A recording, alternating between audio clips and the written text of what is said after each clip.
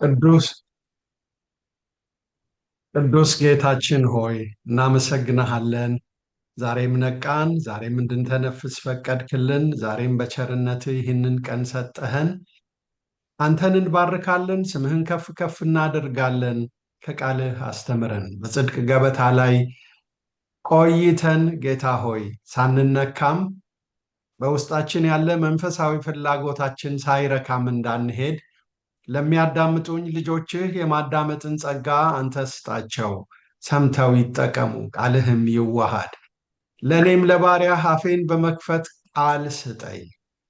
ለልጆችህ በሚገባ መንገድ እውነትን መግለጥ እንዲሆንልኝ በሕይወታቸውም እግዚአብሔር ሆይ የእውቀት ሳይሆን የሕይወት ለውጥ የሚያስገኝ መልካም ዘርን እንድዘራ ከተዘጋጀሁት ካሰብኩት በላይ የመንፈስህ ረድኤት እንዲገለጥ ጸለይኩኝ።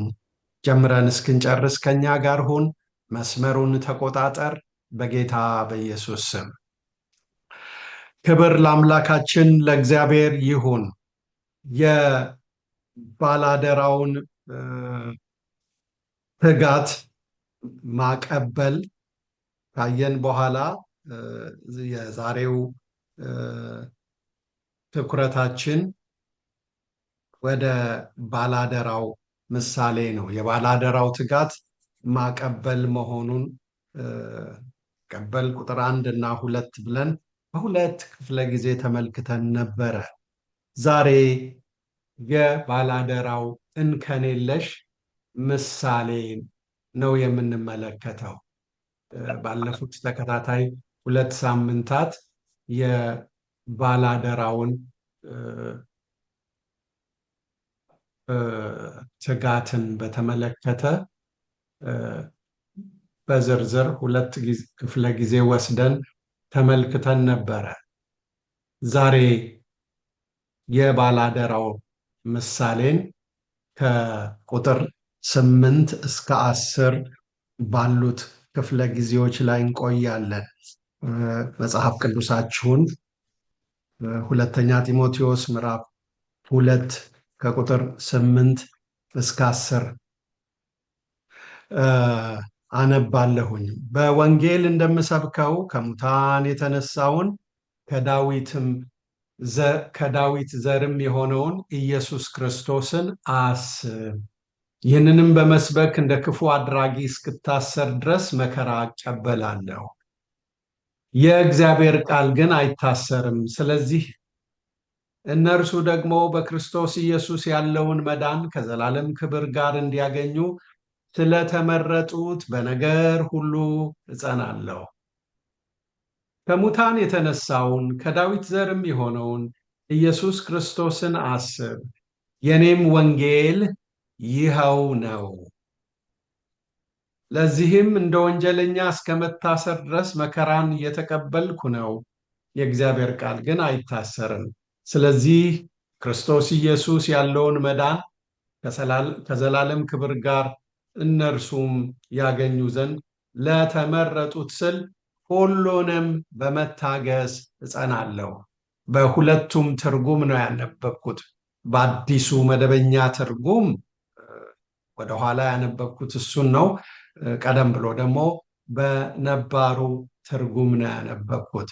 ሐዋርያው ጳውሎስ በዚህ ስፍራ ስለ እንከን የለሹ ምሳሌ ያነሳል። ያው ደጋግመን እንደተመለከትነው ለጽናትና ተልኮን በመሰጠት ለመፈጸም ሐዋርያው ብዙ ምሳሌዎችን ከቃሉም ሆነ ከሕይወት ተሞክሮ ቢያነሳም እንደ ጌታ ኢየሱስ ያለ እንከን የለሽ ምሳሌ እንደማይገኝ ደግሞ ደጋግሞ ለራሱም በዙሪያው ላሉትም ሲያስታውቅ እንመለከተዋለን እና ጢሞቴዎስንም ወደዚህ ምሳሌ ሐሳቡንም ትኩረቱንም እይታውንም እንዲያደርግ እርሱ ራሱ ጳውሎስ እንኳ ይህን ወጣት የሚያንጽ የሚገነባ አያሌ ነገሮች ቢያደርግም ምሳሌ ሆኖ ግን ሊያተኩርበት ሊያስበውም የሚገባው ማን እንደሆነ ደጋግሞ ሲያስታውስ እንመለከተዋለን። በዚህ ክፍል ላይ አንጸባራቂ እንዲሁም እጹብ ድንቅ ስለሆነው ምሳሌ ያነሳል እና ይህን ምሳሌ በሁለት እጹብ ድንቅ መግለጫዎቹ ያነሰዋል። የመጀመሪያው እጹብ ድንቅ መግለጫው ከሙታን የተነሳውን የሚለው ነው። ሁለተኛው እጹብ ድንቅ መግለጫው የዳዊት ዘር ወይም ከዳዊት ዘር የሆነውን። እነዚህ በነሲብ የተደረደሩ ጉዳዮች አይደሉም። በዓላማ አንድን መንፈሳዊ እውነት ጠበቅ አድርጎ ለማስረዳት የተጠቀሱ ሐሳቦች ናቸው። በመጀመሪያ ከሙታን የተነሳውን አስብ ብሎ ይናገራል። ትእዛዝ ሰጪ በሆነ ንግግር ምክሩን ሲጀምር ሐዋርያው ቀደም ብዬ እንዳልኩት በመልእክቱ ቀዳሚ የሆነውን ኢየሱስ ክርስቶስን በማንሳት ትኩረቱ በእርሱ ላይ ብቻ እንዲሆን ይገፋፋል። አሁንም ያስተሳሰብ አድማሱን ሁሉ እንዲቆጣጠር በእይታው፣ በምናቡ፣ በእሳቤው ውስጥ ኢየሱስ ክርስቶስ ከምንም በላይ ሁሉንም ነገሩን ሙሉ ለሙሉ እንዲቆጣጠር ቅድሚያም እንዲሰጠው ይናገራል። አስብ ይላል። ሁል ጊዜ ያሰብነውን እንወዳለን፣ የወደድነውን እናስባለን። ሐሳባችን ነው ወደ ድርጊታችን የሚመራው። ድርጊታችን ነው ወደ ልማድ የሚመራው። ልማዳችን ነው ወደ ባህሪ የሚመራው። ሁል ጊዜ የመልካም ነገሮች ሁሉ አያትና ቅድመ አያቱ ማን ነው ቢባል ሐሳብ ነው። ሐሳብ ሲበላሽ ድርጊት ይበላሻል። ትዝ ይላችኋል፣ ሔዋንን ሐሳቧን አበላሸው፣ ድርጊቷም ተበላሸ። ስለዚህ ጳውሎስ ምን ይላል በሁለተኛ ቆሮንቶስ 11 ላይ እንደ ንጽሕት ድንግል ለክርስቶስ ኢየሱስ እንደ ሙሽራ ላቀርባችሁ ለአንድ ወንድ አጭቻችኋለሁ። ነገር ግን እባብ በተንኮሉ ሔዋንን እንዳሳታት ሐሳባችሁ ተበላሽቶ ለክርስቶስ ከሚሆን ጽድቅና ንጽሕና እንዳይለወጥ እፈራለሁ። ስለዚህ ምንጊዜም የሐሳብ መመረዝ ነው ወደ ድርጊት መመረዝ የሚወስደው። ስለዚህ የትንሣኤውን ጌታ አስብ፣ ከሙታን የተነሳውን ጌታ። ትንሣኤ መሲህነቱን የሚያሳይ ብቻ ሳይሆን ትንሣኤው ጳውሎስን የማረከ ድርጊት ነው። ጳውሎስን የማረከ። ስለዚህ የጳውሎስ አዋጅ ቀዳሚ ትኩረቱ ትንሣኤ ነው። ለምንድን ነው ተብሎ ቢባል በስሚ አይደለም ጳውሎስ የጌታ ኢየሱስ ክርስቶስን ትንሣኤ የሚያነሳው። እስጢፋኖስን እንደገደለ ኢየሱስ ክርስቶስም በመስቀል ላይ ያ ጌታቸው ተወግዷል፣ መናፍቁ እርምጃ ተወስዶበታል ብሎ በእብሪትና በትዕቢት በደማስቆ መንገድ ላይ ሳለ በሕይወት ዘመኑ ሁሉ የማይረሳው አንጸባራቂ ክብር አገኘው። በዓይኑም ላይ የዘለቄታ ማህተም አኖረበት። ከዚህ የተነሳ ዓይኑ ባየው ታላቅ ክብር የተነሳ ለብዙ ዘመን፣ አሁን ፀሐይን አተኩራችሁ ብትመለከቷት እና ዓይናችሁን እዛ ተክላችሁ ለረጅም ጊዜ ብትቆዩ፣ ለዛውም በርቀት ተጠግታችኋትማ ምን ሊሆን እንደሚችል ገምቱ። ጌታ ኢየሱስ የፀሐይ ፈጣሪ ነው። እዚህ አጠገባችን ያለችው ፀሐይ እንኳን እንዲህ አይነት አስፈሪ ገጽታ አላት። እንደ መለኮት ማንም ሊቀርበው በማይችል ብርሃን ውስጥ በሥላሴ ክብር ውስጥ ያለ እግዚአብሔር ወልድ የትንሣኤው ጌታ እንደተገለጠለት ያውቃል። ስለዚህ ኢየሱስን ከሙታን የተነሳውን አስብ ሲል ፈርስት ሃንድ ኤክስፒሪየንሱን ነው የሚናገረው። ወይም የስሚ የተላለፈለትን አይደለም፣ እጆቹ የነኩትን በተግባር ያየውን ዛሬም የሚከተለውን ነገር ነው እያሰበ በዚህ ጊዜ የሚጽፈው። ጌታ መነሳቱን ማሰብ ፈርጀ ብዙ ጠቀሜታ አለው። ሁሉንም በዚህ ስፍራ መዘርዘር የዛሬ ጥናታችን አካል አይደለም። ይሁን እንጂ ሞቱን ማሰብ፣ ሞቱን መነሳቱን ማሰብ ፈርጀ ብዙ የሆነ ጠቀሜታ ያለው የወንጌል ማዕከል ነው። ከሞት መነሳት ጌታችን መድኃኒታችን ኢየሱስ ክርስቶስ የእግዚአብሔር መልእክተኛ መሆኑን አረጋጋጭ ነው። ልብ በሉ፣ መስቀሉ ጌታን በፍጥነት ወደ ሞት ለመሸኘት የተወሰደ የክፉዎች እርምጃ ነበር። ክርስቶስን ገድለው ለማስወገድ ባላቸው የጭካኔ ዕቅድ ምድራዊና ሰማያዊ የክፋት ኃይላት ተባብረው ጌታ ኢየሱስን ለሞት የሰጡበት የጭካኔ ቦታ ነው መስቀሉ። በተቃራኒው በዚህ ትንሣኤው በዚህ የጭካኔ ምክንያት ኃጢአትና ሞት ጌታን ይዞ እንዲያቆዩት በተሰረው ሴራ አልቀናቸውም። ምክንያቱም እርሱ የሞተው የመታዘዝ ሞት፣ የጽድቅና የንጽህና ሞት ነበር። መስቀሉ የግፈኞች መድረክ እንደነበረ ትንሣኤው የእግዚአብሔር ልጅ በድል አድራጊነት የቆመበት የድል ማማ ነበረ። የጳውሎስ ቀዳሚ አዋጅ፣ ቀዳሚ ትኩረት ትንሣኤ ነው። መስቀሉ የጭካኔው መድረክ ነው። ትንሣኤው የድሉ ማማ ነው። ወገኖቼ ትንሣኤ ሌላ ሕይወት መኖሩን ማረጋገጫ ነው እና ኢየሱስን ትንሣኤ አስብ ሲለው ሌላ ሕይወት አለ፣ ከሕይወት በኋላ ሕይወት። ሞት መጨረሻ አይደለም።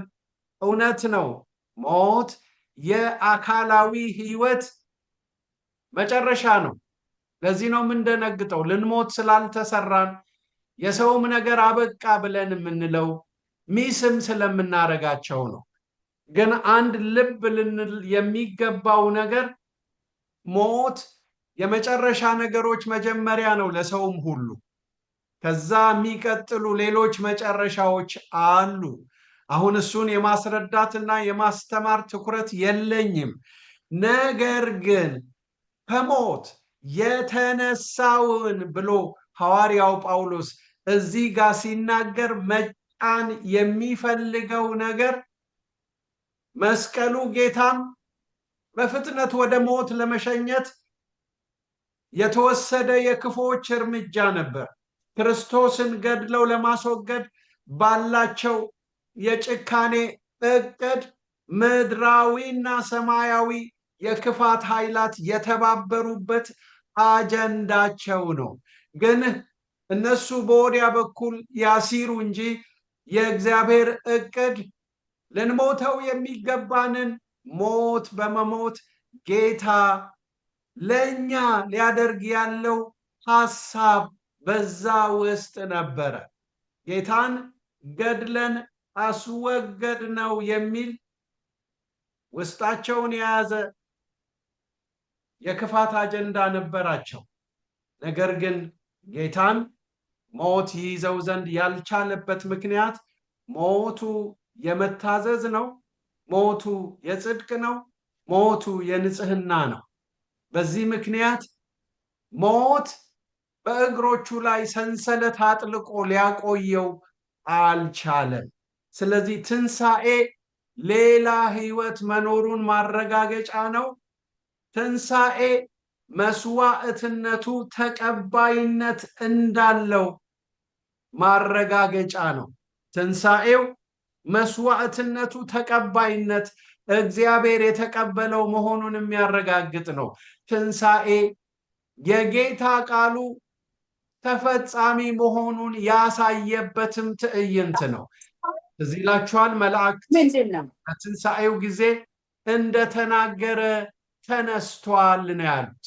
እንደተናገረ ተነስቷል።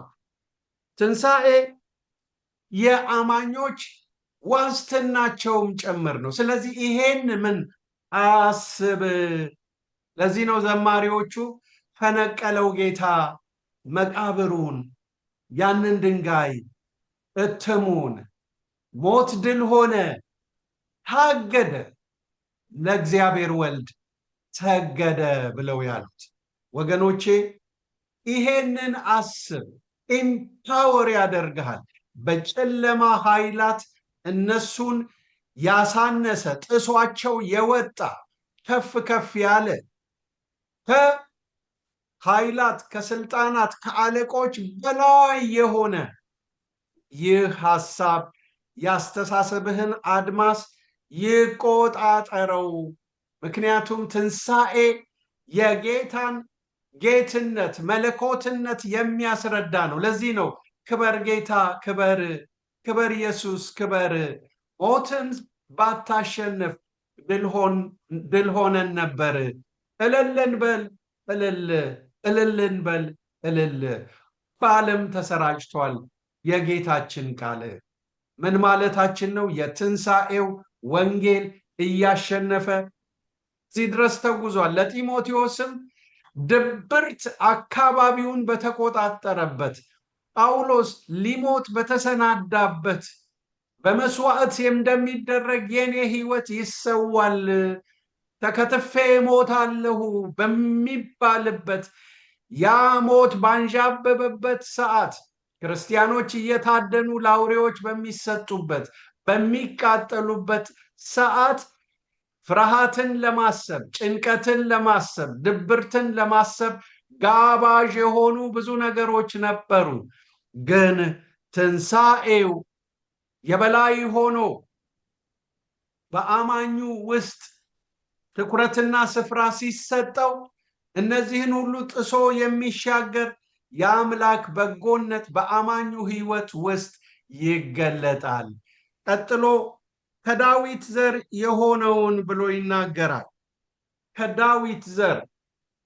ከዳዊት ዘር የሆነው አነጋጋሪ በሆነው በኢየሱስ ማንነት ዙሪያ ጥያቄ ያላቸው አይሁዳውያን እንኳ ኢየሱስ የዳዊት ዘርነቱን ጥያቄ ውስጥ አያስገቡም። የዳዊት ዘር የሚለው ሰብዕናውን የሚመለከት ሐሳብ ነው። በመንፈስ ቅዱስ ልዩ ሥራ የተከናወነ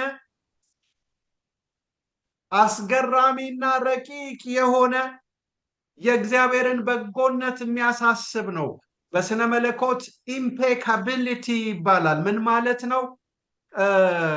ከኃጢአት በላይ የሆነ ማንነት የተላበሰውን ጌታ ንጹሑን አስብ ማለት ነው። ከሰብዕና እርሱን በሚመስል ግሬስ የተወለደ ዝርያው ይሄ ያወላለዱን ረቂቅ ነገር ነው እዚህ ጋር ማንሳት የሚፈልገው። ከዳዊት ዘር ሲል ከምርጡ ዘር ከመሲሁ ጋር የተያዘ ነው።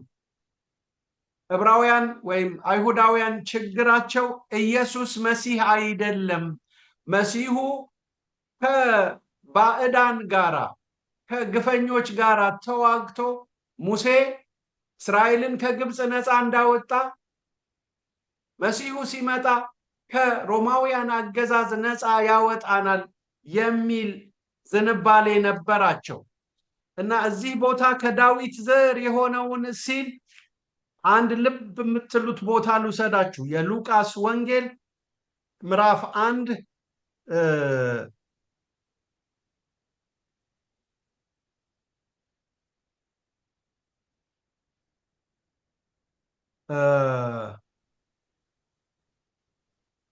ከቁጥር 32 ጀምሮ ያለውን አነባለሁኝ። ከ31 ብጀምረው መልአኩ ገብርኤል ካወጀው አዋጅ ውስጥ ይሄ የዳዊት ዘር የሚባለውን ነገር አገናኝታችሁ እንድታዩ ስለምፈልግ ነው።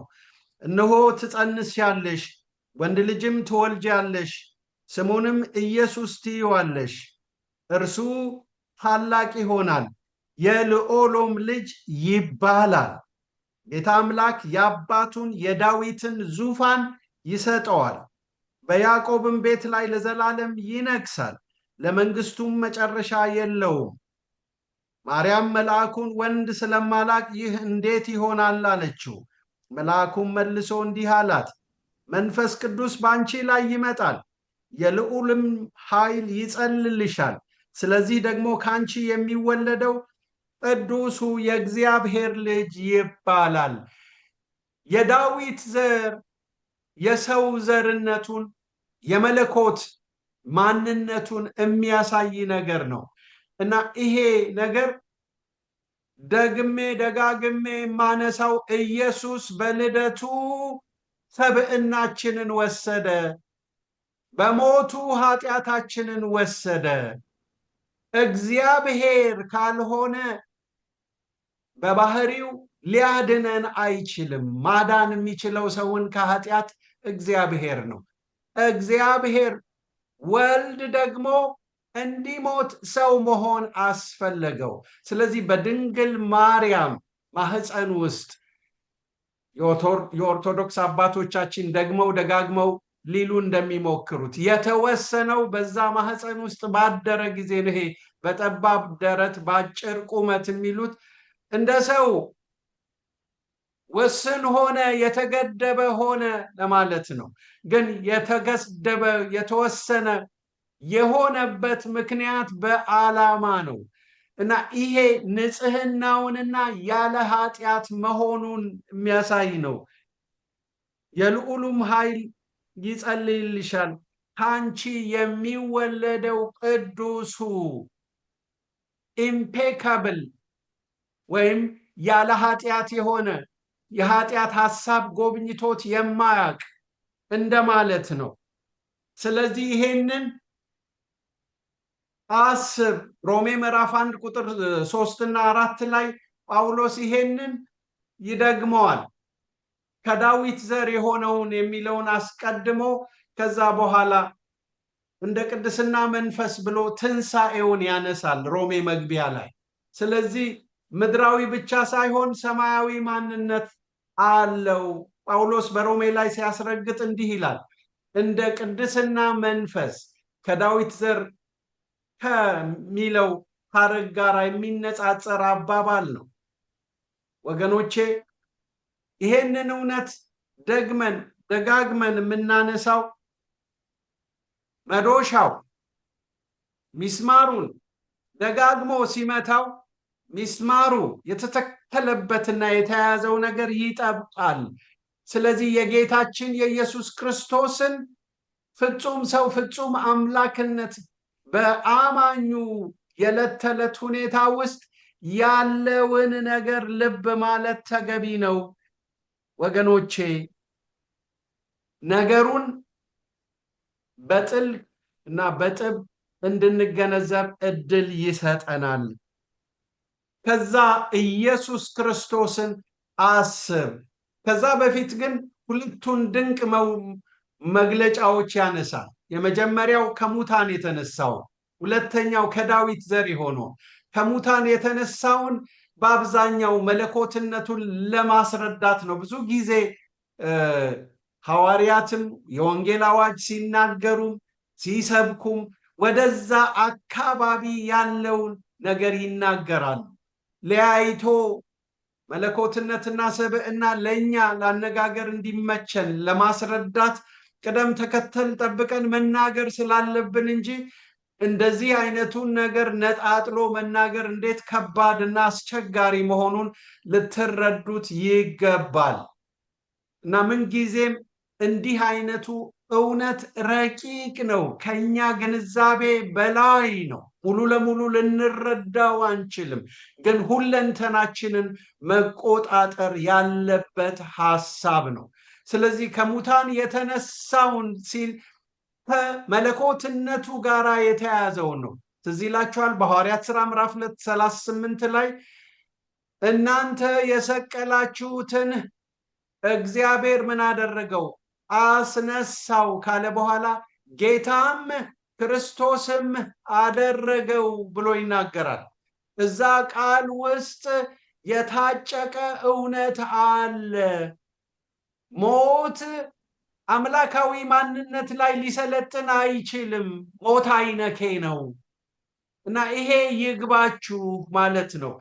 የሥላሴ እውነት ቀስ እያለ ከክርስቶስ ማንነት ጋር ዴቨሎፕ እያደረገ የመጣ ወይም እየጎለበተ የመጣ የመጽሐፍ ቅዱስ ዶክትሪን ነው። ዕብራውያን ሞኖቴይስቲክ ናቸው። የሚያስቡት ያህዌ የሚባለውን አንዱን አምላክ ነው። በሶስት አካላት ስለተገለጠው አንድ አምላክ የሚያስተምር አዲስ ኪዳን ነው። የአዲስ ኪዳን መገለጥ ነው። በዚህ የአዲስ ኪዳን መገለጥ ውስጥ ይሄ ፕሮግሬሲቭ ሪቨሌሽን የሚባል ነገር አለ። እየጎለበተ የሚሄድ እግዚአብሔር በዘመናት ቀስ እያለ ወቅቱን እየጠበቀ ወደ ብርሃን ስለሚያመጣው እውነት ነው። ለምሳሌ መስዋዕቱ በብሉይ ኪዳን እንስሳው ነው። ነገር ግን ዮሐንስ 1:29 ላይ ሲመጣ መጥምቁ ዮሐንስ ምን ይላል? የዓለምን ኃጢአት የሚያስወግድ የእግዚአብሔር በግ ጌታችን መድኃኒታችን ኢየሱስ ክርስቶስ በግ ከሚባለው እንስሳ ምን ያህል የተለየና ታላቅ መሆኑን ሁላችንም አይጠፋንም። ግን በጉ ለመስዋዕትነት ቀርቦ የብዙ ሰዎችን ኃጢአት እንደሚያስተሰርይ እግዚአብሔር በዚህ በአዲሱ ኪዳን ዘመን የእኛን ሁሉ ኃጢአት ተሸክሞ እኛ ልንሞተውን የሚገባንን ሞት ሞቶ ቤዛ የሚሆነውን ሐሳብ ነው የሚያነሳው። ስለዚህ እዚህ ከዳዊት ዘር የሆነውን ሲያስከትል ሰብዕናውን ነው። እነዚህ ሁለት ነገሮች ሊነጣጠሉ የማይችሉ የአንድ ሳንቲም ሁለት ገጽታዎች ናቸው። ከሙታን መነሳቱንም የዳዊት ዘርነቱንም ነጣጥሎ ማየት አይቻልም። ስለዚህ ነው ከሙታን የተነሳውን ከዳዊት ዘር የሆነውን ኢየሱስ ክርስቶስን አስብ። ኢየሱስ እርሱ ክርስቶስ ኢየሱስ ከቤዛነቱ ከድነቱ ጋር የተያያዘ ስሙ ነው። ሰብዕናውን ነው የሚያመለክተው። ክርስቶስ ከተልእኮው ጋር የተያያዘውን ከመሲህነቱ ጋር የተያያዘውን ነገር ነው። እዚህ ጋር ነጣጥዬ መናገሬ ግር ካሰኛችሁ ኢየሱስ ክርስቶስን አስብ። የምንወደውን እናስባለን፣ ያሰብነውን እንወዳለን። ማሰብ መፍሰስ ሳይሆን ልዩ ልዩ አእምሯዊ ገጽታዎች አሉት። ማሰብ ማለት በስሜት ውስጥ በትውስታ ማቆየት፣ በማያቋርጥ መንገድ የአስተሳሰብ አድማስህን ይቆጣጠረው ኢየሱስ ክርስቶስ። ማሰብ ወገኖቼ፣ ማስታወስ፣ በትዝታ ሊቆይ እንዲችል አድርጎ ማሰላሰል የማሰብ ሌላው ፈርጅ ነው። ምን ማለት ነው? ማሰብ ማለት ማሰላሰል በሚታሰበው ማንነት ላይ ትኩረትን ማቆየት ነው። ወይም በትዝታ ማቆያ ቋት ውስጥ ካለው ባለውለታ ጋር መቆራኘት ነው። ኢየሱስ ክርስቶስን አስብ። ልብ በሉ፣ ማሰብ በስሜት እና በትውስታ ውስጥ መቆየት ነው። ማሰብ ማሰላሰል ነው። ማሰብ በትዝታ ማቆያ ቋት ውስጥ ካለው ከባለውለታ ጋር መቆራኘት ነው እዛው ውስጥ እና የሁለንተናዊ ማንነት ገዢ እንዲሆን መፍቀድ ነው። አስብ ስንል የጭንቅላት ጂምናስቲክ ስራ ማለት አይደለም። ወላጆች ለልጆቻቸው፣ አገልጋዮች ለምዕመናን፣ መሪዎች ለሕዝቦቻቸው አሰቡ ስንል ምን ማለታችን ነው? እግዚአብሔር እንደተናገረው ሳራን አሰበ። ሲያስባት ምን ሆነች? ጸነሰች። ሐሳብ ድርጊት ይከተለዋል። ስለዚህ በአጭሩ የአስተሳሰብህ አድማስ የእንቅስቃሴህ እምብርትና ማዕከል ማይሁን ክርስቶስ። ልክ ዘዳግም 6 ላይ ከ6 እስከ 8 የእግዚአብሔር ቃል የሕዝበ እስራኤልን እሴት ማንነታቸውን እኛ ማነን ብለው ሲያስቡ ቃሉ የገራቸው ቃሉ እንቅስቃሴያቸውን የሚቆጣጠረው ቃሉ አቅጣጫ የሚሰጣቸው ሰዎች ማለት ነው እስራኤል ማለት። ይሄን እንዴት አገኘ ካላችሁ ዘዳግም 6 በአዲሱ መደበኛ ትርጉም ከቁጥር 6 ጀምሬ ላንብብላችሁ። ዛሬ የምሰጥህን እነዚህን ትእዛዞች አትርሳ። እነዚህ ትእዛዞች ለልጅ ልጆችህ አስተምራቸው። በቤት ስትቀመጥ ሆነ በመንገድ ስትሄድ፣ እረፍት በምታደርግበት ጊዜ ሆነ ስራ በምትሰራበት ጊዜ ሁሉ እነዚህን ትእዛዞች ዘወትር አሰላስል፣ ሐሳብህ ውስጥ ማለት ነው። ምልክት ይሁኑ በእጅ ላይ ቢሆን በግንባርህ ላይ ቢሆን በማንኛውም የአካልህ ክፍሎች በእጅህ ላይ እሰራቸው፣ በግንባርህ ላይ እንደ መለያ ለጥፋቸው፣ በቤትህ ደጅ መቃኖች በቅጥር በሮች ላይ ጻፋቸው። ምናልባት ብዙዎቻችሁ በለመዳችሁት ትርጉም ደግሜ ባነበው በነባሩ ትርጉም እወዳለሁ። ልክ የእግዚአብሔር ቃል የእስራኤልን የዕለት ተዕለት እንቅስቃሴ እያንዳንዱን ድርጊታቸውን እየቃኘ ከዚህ ውስጥ አትውጡ፣ በዚህ ነገር ውስጥ ብቻ ቆዩ እንደተባሉ ጳውሎስ እዚህ ጋር ኢየሱስ ክርስቶስን እንከን የለሹን ምሳሌህን አስብ ሲል ያንን ማለቱ ነው። ደግሜ ላንብበው። ይህን ቃል በልብህ ያዝ፣ ለልጆችህ አስተምረው፣ በቤትህ ስትቀመጥ፣ በመንገድ ስትሄድ፣ ስትተኛ፣ ስትነሳም ተጫወተው፣ በእጅህም ምልክት አድርገው፣ እሰረው፣ በዓይኖችህም መካከል እንደ ክታብ ይሁንልህ፣ በቤትህ መቃኖች በደጃፍህም በሮች ላይ ጻፈው። ሁለንተና በዚህ የእግዚአብሔር ቃል ውስጥ ይሁን ማለት በዚህ ውስጥ ስጠም። ልክ አሶቹ ውሃ ውስጥ እንዳሉ ያንተ የመዋኛና የመኖሪያ ከባቢያዊ ሁኔታ ቃሉ ይሁን ነው ለእስራኤል የተባለው። ለአዲስ ኪዳን አማኞች ደግሞ ኢየሱስ ይሁን። ኢየሱስ ክርስቶስን አስብ። ቀጥሎ ክርስቶስ ተኮር ወንጌል። የውልህ ይሄንን የማያቋርጥ የንግግሩ አካል ማረጉን ለመግለጥ ጳውሎስ በወንጌል እንደምሰብከው ይላል። በድሮው ትርጉም የአረፍተ ነገሩ መጀመሪያ ነው፣ ግን ብዙ የእንግሊዝኛ ትርጉሞችና አዲሱ መደበኛ ትርጉም የንግግሩ ማብቂያ አድርገውታል። የኔም ወንጌል ይህ ነው። ልብ በሉ፣ እስካሁን እያነበብን ያለነው ቁጥር 8 ነው። አሁን 8 ልብ ብላችሁ አስቡ። በወንጌል እንደምሰብከው ከሙታን የተነሳውን ከዳዊት ዘር የሆነውን ኢየሱስ ክርስቶስን አስብ። ድርጊቱ ማሰብ ነው። ግን የዚህኛው የነባሩ ትርጉም አረፍተ ነገር የሚጀምረው በወንጌል እንደምሰብከው ብሎ ነው። ነገር ግን አዲሱ መደበኛ ትርጉም ምንድን ነው የሚለው? ከሙታን የተነሳውን ከዳዊት ዘርም የሆነውን ኢየሱስ ክርስቶስን አስብ ይልና ይነጥላቸዋል ሐሳቦቹን። የእኔም ወንጌል ይሄ ነው። የእኔም ፐርሰናላይዝ አድርጎ ያቀርበዋል። የተሻለው አቀራረብና ትርጓሜም ይሄ ነው። የእኔም ወንጌል የምኖርለትም ሆነ የምሞትለት ሐሳብ የአገልግሎቴ እምብርት ኢየሱስ ክርስቶስን መስበክ ነው። ወንጌሌ እሱ ነው።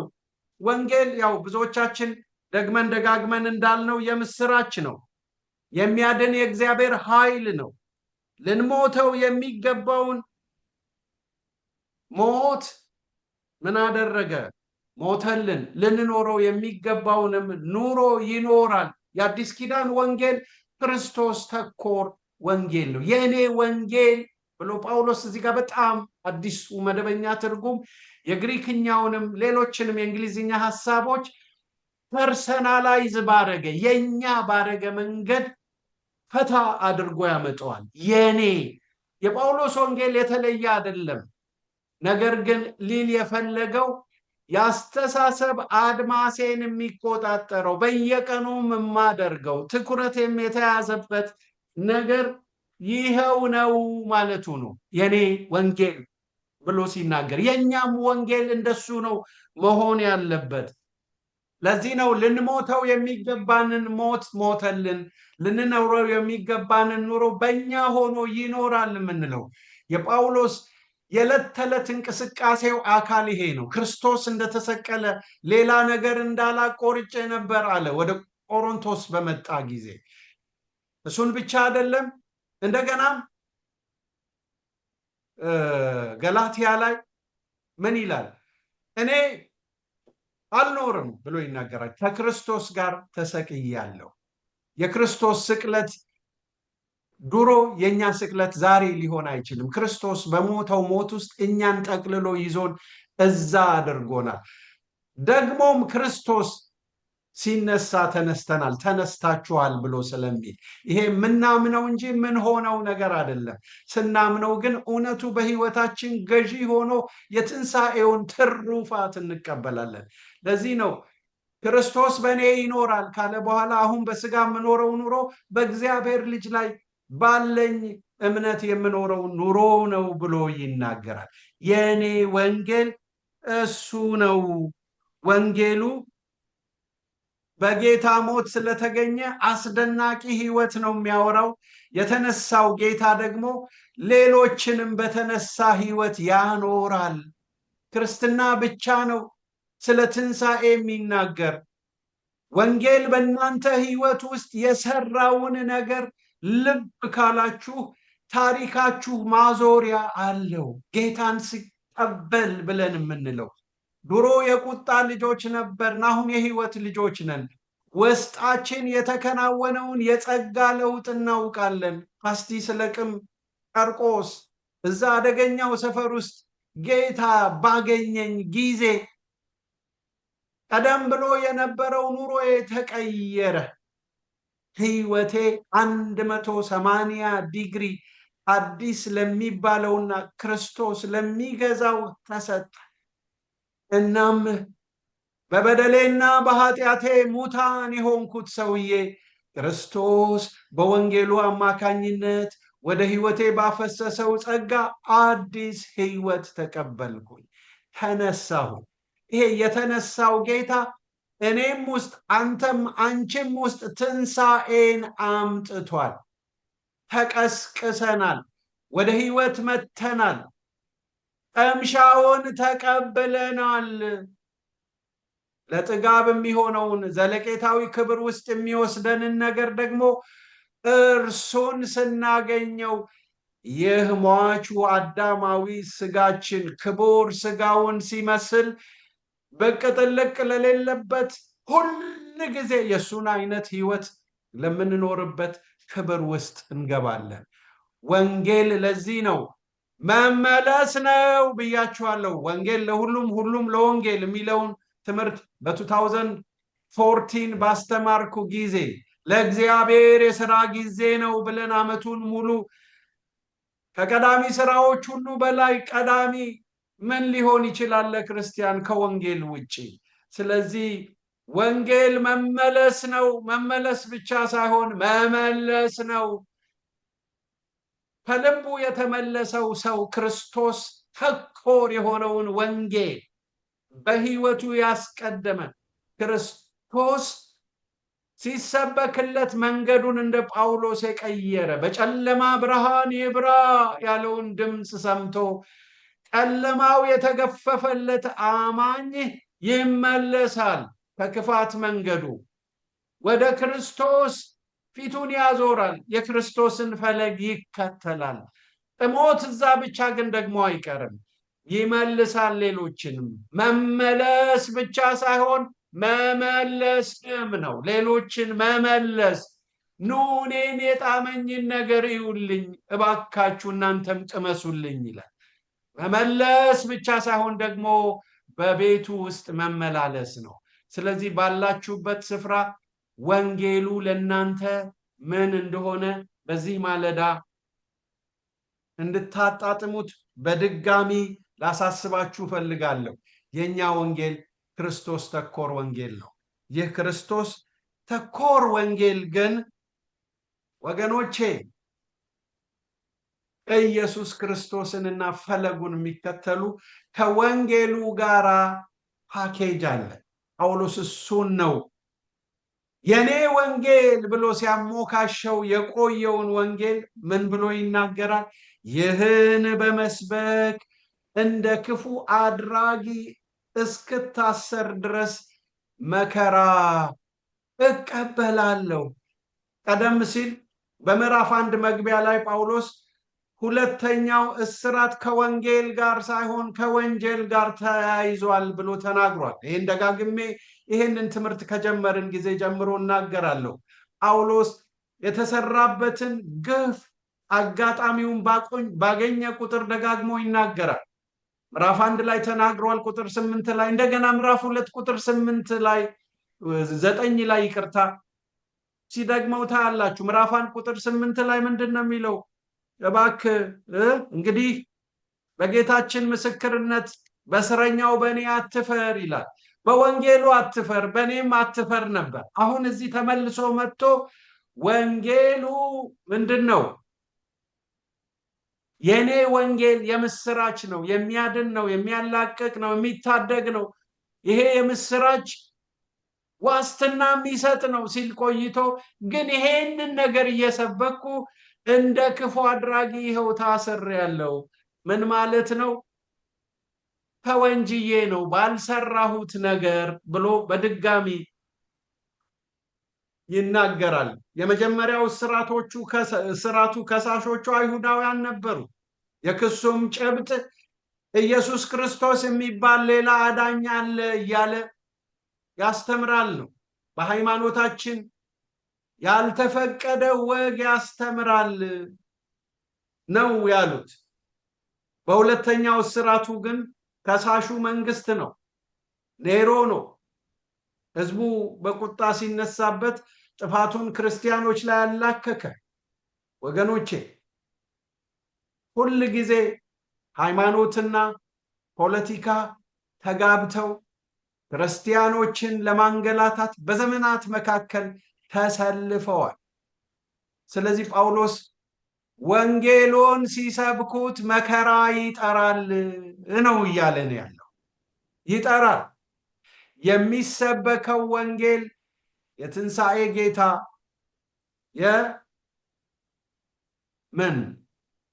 የትንቢት ፍጻሜ እንዲሁም የተቀባው ክርስቶስ ነው። ይሄንን እውነት መስበክ ያስወነጅላል። እዚህ ጋር እንደ ክፉ አድራጊ እስክታሰር ድረስ ብሎ ሐዋርያው የሚናገረው የሚሰብከው ወንጌል ይዘት የትንሣኤ ጌታ ነው፣ የትንቢት ፍጻሜ ነው፣ የተቀባው ክርስቶስ ነው። ይህ ወንጌል በታማኝነት ሲሰበክ ቅብብሉ ይሳካል። ነገር ግን ግፈኛ ፖለቲከኞችና ጠማማ ሃይማኖተኞች ጳውሎስን እንደ ክፉ አድራጊ በመወንጀል ምንጊዜም የተለመደ ተግባራቸው ነበር። ግፈኛ ፖለቲከኛ የሞራል ኮምፓስ ስለሌለው ባልሰራው ወንጀል ፍርደ ገምድል አድርጎ ከሶታል። ጠማማ ሃይማኖተኞች ደግሞ እውነቱን ለመክደን በጨቀየ አይምሯቸው ክፉ አድራጊ ነው ብለው ጌታ ኢየሱስን ሰቅለውታል። ታስታውሳላችሁ። ሉቃስ 23 ቁጥር 32 ላይ ክፉ አድራጊ የሚለውን ቃል አዲስ ኪዳን ውስጥ ለመጀመሪያ ጊዜ የምታገኙት ሉቃስ 23:32 እና ሉቃስ 23:39 ላይ ነው። ሁለት ክፉ አድራጊዎችን ከቀኝና ከግራ ሰቀሉ። ያንን ሲሉ ጌታ ኢየሱስን መሃል ሲያደርጉት የሮማውያንም ሆነ የዕብራውያን ብያኔ ኢየሱስ ክፉ አድራጊ ወንጀለኛ ነው ማለታቸው ነበረ። ጳውሎስ ያንን ተመሳሳይ የግሪክኛ ቃል ነው እዚህ ቦታ ላይ የሚጠቅሰው። የታሰርኩት ልታሰር በማይገባኝ ሁኔታ ነው፣ እንደ ክፉ አድራጊ ነው የታሰርኩት። እንደ በደለኛ የሚያነሱት ጨብጥ የለም። ለዚህ ነው የመስቀሉ ታሪክ ለግሪኮች ሞኝነት የሆነው። ታስታውሳላችሁ? የመስቀሉ ቃል ለሚጠፉት ሞኝነት፣ ለኛ ለምንድን የእግዚአብሔር ኃይል ነው ከማለቱ በፊት ጳውሎስ ግሪኮች ምን ጥበብን ይሻሉ፣ አይሁድ ምልክትን ይለምናሉ ካለ በኋላ የግሪኮች ጥያቄ ነበር፣ ይህ አዳኝ ነው የምትሉት ክርስቶስ ለምን ተሰቀለ ብለው ይጠይቃሉ። እና ምን ጥፋት ተገኝቶበት በመስቀል ላይ ዋለ ብለው ሲጠይቁ አረ ምንም ጥፋት አላጠፋም። ታዲያ ምንም ያላጠፋ ሰው እንዴት በመስቀል ላይ ይሰቀላል? ተሰቅሎስ የሞተ ሰው እንዴት ያድናል? እንደገናም ደግሞ ያ የሞተ ሰው እንዴት ይነሳል? ትንሣኤውንም መንገዱንም ነበር ግሪኮች ሞኝነት ብለው ብያኔ ያደረጉበት። አይሁዶች ደግሞ ምልክትን ነው የሚጠይቁት። እኛ ግፍ ሲፈጸምብን የሚታደገን ኃይለኛና ነፃ አውጪ ታምራዊ ጉልበቱን የሚያሳይ መሲህ እንጂ ተዋርዶ የሚያዋርደን መሲህ አንፈልግም።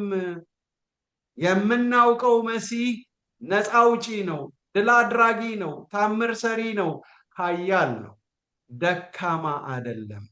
እና ከሰው ይልቅ የእግዚአብሔር ሞኝነት ይጠበባል፣ ከሰው ይልቅ የእግዚአብሔር ድካም ይበረታል ብሎ ጳውሎስ እዛ እየተናገረ ያለው መስቀሉ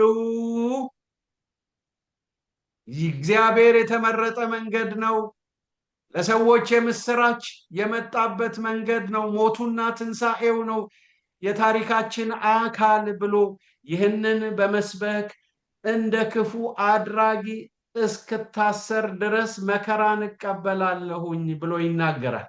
የክርስቲያን ጠላቶች ሕጉን በመጠቀም ወንጀለኛ እንዲሁም ሃይማኖትን በመጠቀም መናፍቅ በማለት በአማኞች ላይ መከራን ያስከትላሉ። ከወንጌሉ በስተኋላ ሁል ጊዜ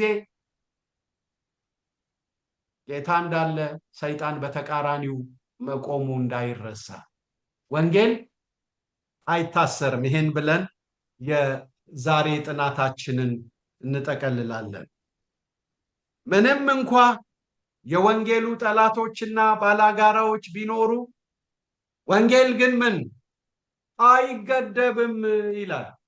የእግዚአብሔር ቃል ግን አይታሰርም። የኮሙኒዝም እሴት አገራችንን በተቆጣጠረበት ዘመን አንድ በአማኞች የተበሳጨ ካድሬ እንደዚህ ሲል ተናገረ። ጸሎት ቤታቸውን ዘግቶ ሁሉንም ሰብስቦ እስር ቤት ወስዶ ማጎር ነው አለ። በዚህ ጊዜ አንድ ልባም ጴንጤ በዘመኑ ቋንቋ ለዚህ ለተበሳጨው ካድሬ ሁሉንም ሰብስቦ አንድ አካባቢ መተው እስኪወስዷቸው ድረስ በጣም እየተናደደ ነው ሰውየው የሚናገር የነበረው። ስለዚህ ከዚህ በላይ ምን ይመጣብኛል ብሎ የቆረጠ ወንድማችን ነው። እንግዲያው እኛ ደግሞ እዚያ ገብተን የእናንተን እስር ቤት ወደ ጸሎት ቤት እንቀይረዋለን። ወገኖቼ ወንጌል አይታሰርም። ጳውሎስ ታስሯል፣ ነገር ግን ወንጌል አይታሰርም። ሐዋርያዊ ወገኖቼ ታስሯል። ዳሩ ግን የሐዋርያው አንደበትና የሚጽፉ እጆች ስራ አልፈቱም። አንዳንድ ጊዜ አብሮት የነበረው የመልእክቱ ጸሐፊ ብዕሩ የተባ ነበር። ምንም እንኳ ጊዜው አስፈሪ ቢሆንም በምትኖረው አጋጣሚ ጠያቂዎቹን በእውነት ለማስታጠቅ እጅግ የተጋ አንደበት ነበረው። የታሰረው ማን ነው እሱ ብለው እስኪጠይቁ ድረስ ማለት ነው። እነሱን የሚያነጽ ታላቅ ብርሃን፣ እጹብ ድንቅ ጸጋ ያፈስ ነበር። ያ ብቻ አይደለም፣ የወህኒ ቀዳዳዎችን አሾልኮ እነዛ የተተከሉ ቤተክርስቲያናት እንዲጠነክሩ የጳውሎስ አጋሮች መልእክቶቹን ያደርሱ ነበር። ቲኪቆስ ያስታውቃችኋል፣ አፍሮዲጡ ይነግራችኋል፣ ጢሞቴዎስን እልክላችኋለሁ እያለ እነ ሉቃስ ይሄንን ነገር ያነግሯችኋል እያለ ነበር። ወንጌል አይታሰርም። ወደሱ ለሚመጡትም የሞላ ስምሪት ይሰጣቸዋል። ደግሞም በእጃቸው የወንጌሉን እውነት ጽፎ በደብዳቤ መልክ እየላከ እነ ፊልጵስዩስን ያገኘነው ከእስር ቤት ነው። እነ ኤፌሶንን ያገኘነው ከእስር ቤት ነው። እነ ቆላሴስን ያገኘነው ከእስር ቤት ነው። እነ ፊሊሞናን ያገኘነው ከእስር ቤት ነው። ወንጌል አይታሰርም። የጳውሎስ ስብከት እንደ እግዚአብሔር ቃል አድርገው ሰዎቹም በታላቅ አክብሮት እንግዲህ ጳውሎስ እንዴት የታደለ የእግዚአብሔር አገልጋይ እንደነበረ እገረማለሁ። ምን አይነት ጸጋ እግዚአብሔር ቢሰጠው ከአንደበቱ የሚፈሰውን ያንን የሚያስተላልፈውን መልእክት እግዚአብሔር መጥቶ ተናገረን ብለው ሰዎች በብዙ አግራሞት፣ በብዙ አድናቆት፣ በብዙ ፍርሃት ይሰሙት ነበር። ይሄንንም ለተሰሎንቄ ሰዎች ምዕራፍ 2 ቁጥር 13 ላይ እንዲህ ብሎ ይገልጥላቸዋል። ደግሞ ስለ እናንተ ሳናቋርጥ እግዚአብሔርን የምናመሰግንበት ምክንያት አለን። ይኸውም ከኛ የሰማችሁት የእግዚአብሔርን ቃል በተቀበላችሁት ጊዜ በእናንተ በአማኞች የሚሰራውን ይህንን ቃል ተቀብላችሁ እንደ ሰው ቃል ሳይሆን እንደ እግዚአብሔር ቃል አድርጋችሁ ነው። በእርግጥም የእግዚአብሔር ቃል ነው። ወገኖቼ ሁል ጊዜ የእግዚአብሔር ክብር በሚታወጅበት ቦታ የእግዚአብሔር ተአምራዊ ረድኤት አለ። ልብ በሉ፣ የጳውሎስ ስብከት እነዚህ ሰዎች እንደ እግዚአብሔር ቃል አድርገው ተቀበሉ። ሌላው ጳውሎስና ሲላስ ሲታሰሩ የወንጌልን አለመታሰር አይተዋል። መንፈስ ቅዱስ የሰርፕራይዝ ስፒሪት the spirit of surprise holy spirit came into the scene በሁኔታዎች ውስጥ ራሱን በመግለጥ ኢየሱስ ክርስቶስን የሚያከብረው መንፈስ ቅዱስ ታላቁ የእግዚአብሔር ክብር በዛች ወህኒ ቤት መጣ። የወህኒውን መሰረት ነቀነቀው እና የወንጌልን አለመታሰር በተግባር አይተዋል። በታሰሩበት ቦታ እነሱ ታስረዋል፣ ግን የእነሱን እስራት የሚፈታ የወንጌል ኃይል መጣ እና ሰውየው ራሱ ጳውሎስ በከፍተኛ ድምፅ ሁላችን በዚህ ያለንና በራስ ላይ አንዳች አታድርግ ብሎ የሚያድነውን አዋጅ ባወጀና በጮኸ በታደገው ጊዜ ሰውየው ብዙ የተብራራ ነገር ሳይነገረው ጌቶቼ ሆይ እድን ዘንድ ምን ማድረግ ያስፈልገኛል የሚል በጣም የሚገርምህ በልብ ውስጥ የታመቀውን ረሃብ የሚናገር ጥያቄ ጠየቀ። የጳውሎስና የሲላስ መልስ ግልጥ፣ የጠራ፣ አጭር ነበር። አንተና ቤተሰቦች ትድናላችሁ። ወንጌል አለመታሰሩን ወገኖቼ የታየበት ተጨባጭ ሁኔታ ነበር። አንደበታቸው ገደብ ቢጣልበትም ሕይወታቸው ይናገራል። የአማኞች በሕይወታቸው ይናገራሉ። ለዚህ ነው ትናንት የመሪዎች ስልጠና ነበረን እና ምንላቸው ነበረ ለሚሰሙኝ የጌታ ልጆች፣ መጽሐፍ ቅዱስ 66 መጽሐፍት አሉት፣ 67ኛው ግን ክርስቲያን ነው። አፋችን ቢለጎም እንኳ የሕይወት መዓዛችን ይጣራል። ወንጌል አይታሰርም። እዚሁ ጋር የዕለቱን እንትናችንን እናቆማለን። እግዚአብሔር ይባርካችሁ። አጭር ጸሎት እናደርጋለን። ቅዱስና የተፈራ ሕያው አምላካችን እግዚአብሔር ሆይ እናመሰግንሃለን። እንደ ጳውሎስ ባሉ አንተን ታዘውና ታምነው ለወንጌል ታማኝ ሆነው መከራ የተቀበሉ ዛሬም ደግሞ በኖሩት ሕይወት ለኛ የሚናገሩ ለቤተ ክርስቲያን ስጦታ አድርገህ ስለሰጠህን እናመሰግንሃለን። በሰማነው እውነት ታንጸንና ተገንብተን ውሏችን በዚህ እንከን የለሹ ምሳሌያችንን አንተን እያሰብን እንዲሆን እንለምንሃለን። ሞትን ድል የነሳህ ጌታችን መሲሁ ለኛ ልትሞትልን የዳዊት ዘር የሆንከው ጌታችን ኢየሱስ ክርስቶስ የሐሳባችን ንጉሥ የድርጊታችን አውራ ሁለንተናችን በእውነት አንተን እየመሰሉ ሊኖሩ የሚወዱ ይሰደዳሉ። አጥፍተህ አይደለም የተከሰስከው፣ በድለህ አይደለም የተሰቀልከው፣ በዓላማ ነው። ዛሬም ስለ ንጽህና ሕይወታችን አንተን ስለ መውደዳችን ስማችንን የሚያጠፉ በተሳሳተ መንገድ የሚረዱን ጥቂት አይደሉም። ነገር ግን አንተን የሙጥኝ ብለን ታሪካዊ ጉዟችን እንዲያበቃ እኛነታችንን እንካ። ላንተ ኖረን ላንተ እንድንሞት እርዳን። ወንጌላችን ፊታችንን ወደ አንተ አዙሮ መመለስ ብቻ ሳይሆን መመለስን ይጨምር። ደግሞም ቤትህ ብዙዎች የተመለሱ ሰዎች የሚመላለሱበት ቦታ ይሆናል። በሰላም አውለን በጌታ በኢየሱስ አሜን። እግዚአብሔር ይባርካችሁ። በሰላም ዋሉ። ጌታ ኢየሱስ ከእናንተ ጋር ይሁን። ጥያቄዎቻችሁን ጻፉ። እስካሁን አንድ ጥያቄ ብቻ ነው የደረሰኝ።